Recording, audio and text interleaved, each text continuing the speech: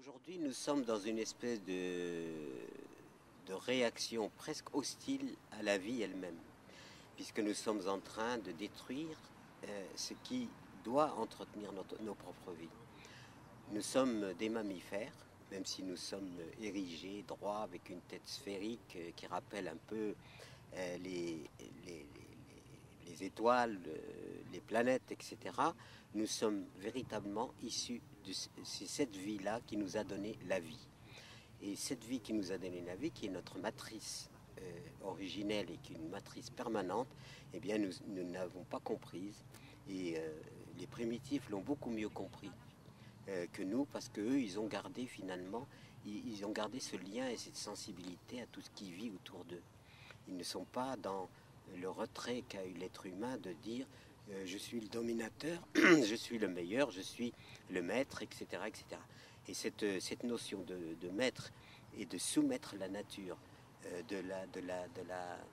en quelque sorte de la maîtriser, de tout ça, ça crée un conflit. Je pense que les textes religieux conventionnels, traditionnels ne sont pas pour rien là-dedans. Parce que l'homme, ils ont donné à l'homme une importance telle qu'ils l'ont rendu maître. D'ailleurs, il y a des passages dans la Bible qui sont épouvantables, maîtrisés, soumettez, soyez à la terreur d'eux, etc., etc. C'est une schizophrénie absolument effroyable dont qui s'est exacerbée, et aujourd'hui nous constatons que nous sommes complètement séparés de ce qui nous entretient nos vies. J'ai toujours été blessé par cet antagonisme qu'on a créé entre le féminin et le masculin en supprimant la complémentarité. Et nous sommes dans une civilisation qui a donné au masculin, où le masculin a pris le dessus et subordonné le féminin.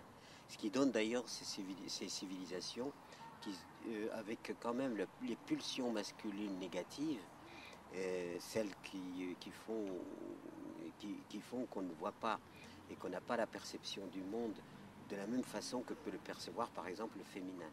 À travers la femme, j'imagine, enfin, parfois même je suis jaloux, en disant, j'imagine la femme portant la vie en elle-même, un enfant qu'elle met au monde. Cet enfant, elle en a la responsabilité totale.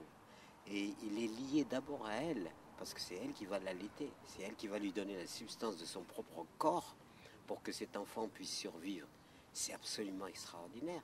Et cela, on l'a complètement occulté par une espèce de, je ne sais pas quoi, de perversion qui a abouti à la situation dans laquelle nous sommes, où finalement le féminin est relégué, ne pouvant pas s'exprimer, une société entièrement investie des pulsions masculines. On peut mesurer ça à la quantité d'armement que nous stupidement nous produisons, des armes de destruction dites même massives. On est dans la démence, c'est une démence totale. Et moi, ce que j'ai vu dans les pays sahéliens, etc., où la vie devient extrêmement difficile, et ben, qu'est-ce qui tient le coup? C'est le féminin. Le féminin tient le coup. Parce que la femme a un enfant, elle peut pas le poser et s'en aller. Il faut bien qu'elle s'en occupe. Et cette nécessité d'entretenir et de prolonger la vie donne quand même ce caractère différent du masculin. Nous avons choisi ce titre de colibri parce que suite disons, une légende amérindienne qui dit qu'un jour, il y a eu un grand incendie de forêt, tous les animaux étaient atterrés, regardaient impuissants les flammes ravager la forêt, et sauf le petit colibri, insignifiant, et pourtant il baisse pas les ailes, si on pouvait dire, comme il n'a pas de bras, il baisse pas les ailes. Donc il va prendre une goutte d'eau à la rivière, il vient la jeter sur le feu, et il s'active, et il y a le tatou qui le regarde depuis un bon moment, et qui lui dit, écoute colibri, c'est quand même, tu n'imagines quand même pas que c'est avec ces gouttes d'eau que tu vas éteindre le feu. Et le colibri le regarde et lui dit, je le sais, mais je fais ma part. Voilà. Et je crois qu'aujourd'hui, si nous étions nombreux à faire notre part, aussi insignifiante soit-elle, rien n'est insignifiant. On va se rendre compte que l'insignifiant peut devenir une grande puissance. Et aujourd'hui, nous sommes appelés, comme d'ailleurs, je rappelle que notre slogan en 2002, c'était appel à l'insurrection des consciences. Voilà, des consciences. Et aujourd'hui, on est interpellé sur nos consciences, c'est-à-dire dépasser complètement nos particularismes qui nous séparent, qui nous divisent entre le nationalisme, les religions, tout ça, qui sépare les gens et ou les idéologies. Aujourd'hui, nous avons à comprendre que chacun de nous est responsable de la vie. Et ça prend une acuité formidable quand nous avons des enfants, par exemple. Nous avons appelé des êtres à vivre sur cette planète. Et bien, préoccupons-nous que cette planète puisse les accueillir. Parce que c'est pas ce que nous faisons aujourd'hui. Nous sommes en train de rendre la planète invivable. Et ça, est-ce que nous avons pris conscience véritablement et profondément de cette énorme responsabilité que nous avons à l'égard et de nous-mêmes, des générations actuelles, des générations futures, et à l'égard aussi de cette merveilleuse planète qui est un joyau extraordinaire, le seul vivant que l'on connaisse aujourd'hui et que nous sommes en train de ravager littéralement. Ça s'appelle de la démence. On donne beaucoup plus d'importance à inventer des armes pour nous entretuer, plutôt que de nous occuper de cette merveilleuse planète que nous ne percevons plus comme un gisement qu'il faut transformer en fric. Voilà, hein, le fric dominateur, le fric puissant, ça nous donne d'avoir donné à l'argent une telle importance, ça nous donne la mesure de notre insignifiance finalement et de notre non-évolution. Je pense que la politique n'est absolument pas en phase aujourd'hui avec la situation générale et planétaire et nationale, etc. Elle n'est pas en phase avec les réalités du monde d'aujourd'hui. Dans ce sens-là, on continue sur un vieux schéma, à fonctionner sur un vieux schéma de type national, alors qu'aujourd'hui, la politique devrait être planétaire, c'est-à-dire que c'est l'ensemble de l'humanité qui doit s'interroger sur son devenir. Et ce devenir n'est absolument pas posé comme une exigence, comme un critère fondamental pour l'avenir de l'ensemble de l'humanité. Je crois qu'on est un peu prisonnier des vieux schémas nationalistes, tribaux, enfin des espèces de tribalisme généralisé, et finalement l'humanité doit arriver maintenant à se questionner. Bien sûr, on organise ici ou là des rencontres internationales, mais il n'en sort pas grand-chose, il faut bien le reconnaître, et que voilà, il faut aujourd'hui une politique qui soit adaptée réellement à la réalité du monde, et ça ne l'est pas.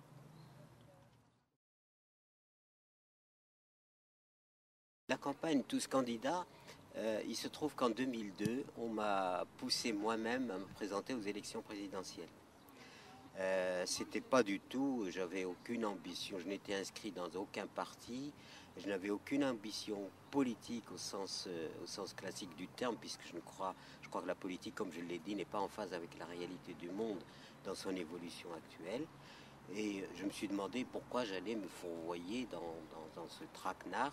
Et ce qui m'est apparu, c'est justement que peut-être qu'il faut saisir ce temps d'écoute nationale, ce temps d'écoute des citoyens de la France, dans les choix qu'ils doivent faire, profiter de ce débat pour introduire des critères qui ne sont pas pris en compte par la politique. En particulier, nous venons de parler du féminin. Moi, c'était le féminin au cœur du changement.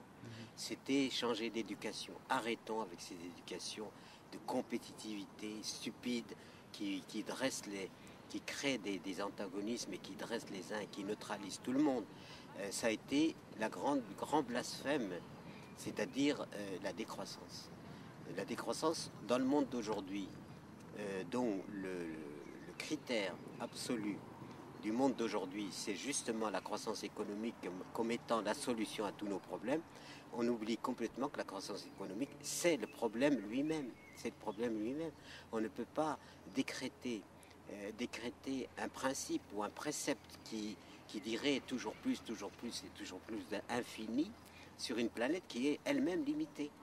Et si tout le monde se mettait les pays, c'est ça qui est terrorisant, c'est que les pays émergents sont aujourd'hui en train de vouloir rentrer dans le cycle, disons dans la danse, si on peut dire, et dans cette espèce de boulimie qui amène finalement à prélever outrancièrement des ressources dont on a besoin, dont de nombreuses générations ont besoin, et qu'on est en train vraiment de liquider. On est en train de génocider réellement les générations futures par excès de dissipation des biens et des ressources qui sont nécessaires à la survie de l'humanité. C'est pour ça que j'affirme d'une façon très forte que si nous ne changeons pas, nous disparaîtrons. Et donc cette campagne a été assez révélatrice finalement de l'adhésion d'un nombre assez important de gens aux valeurs que nous mettions en avant. Ce qui fait que en 2007, on m'a demandé de me représenter en disant, on a eu quand même dans le premier temps presque 200 signatures d'élus en 2 mois et demi, ce qui est quand même une petite performance malgré tout, sortant de rien. Ensuite, on m'a demandé 2007, pourquoi tu ne te représentes pas, on aura les 500 signatures. J'ai dit, mais j'en ferai quoi? J'ai pas envie de créer un parti, j'ai pas envie de me rallier à un parti, qu'est-ce que je fais de ça?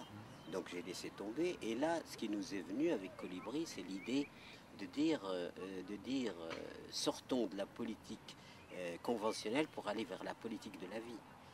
Et la politique de la vie, c'est-à-dire tous candidats. Il n'y a aucune raison que d'un côté, simplement les citoyens sont délégatifs, et que de l'autre côté, il y a disons, un club de politique qui, eux, pilotent le destin collectif. Nous avons à piloter notre destin ensemble. Voilà, et nous n'avons pas à déléguer quelques-uns qui pilotent notre destin, en prenant les risques pour nous-mêmes et dans une, parfois, j'avoue, une immaturité qui est affligeante. Ce qui donne de l'espoir, c'est qu'en fait, bon, nous avons dit tous candidats, et puis il se trouve que j'ai écrit un petit opuscule, c'est pour célébrer les initiatives de la société civile. La société civile est devenue véritablement, de par les questionnements des âmes et des consciences, eh bien, est devenue une espèce de laboratoire extraordinaire d'innovation. Et certaines innovations sont bien en phase avec ce qui sera nécessaire dans le futur. Et là, eh bien, c'est ce qui donne le plus de courage et de persévérance. Les âmes sont en train les consciences sont en train de s'éveiller. Maintenant, créons une coalition des âmes et des consciences au-delà des frontières qui sont stupides aussi, parce que les frontières justifient les armements, la défense du territoire. Enfin, vraiment, on est au degré zéro de l'évolution. Donc, il faut arriver à quelque chose qui rassemble. Je suis beaucoup dans la sociologie des consciences et des âmes. Cette sociologie-là, elle transcende l'histoire, elle transcende les appartenances, elle transcende tout pour donner à l'humanité véritablement la mesure de son unité. Et aller vers l'unité de l'humanité, une humanité éveillée, élevée, qui prend soin de la vie, ben c'est ça le projet. Et je crois qu'il est en route.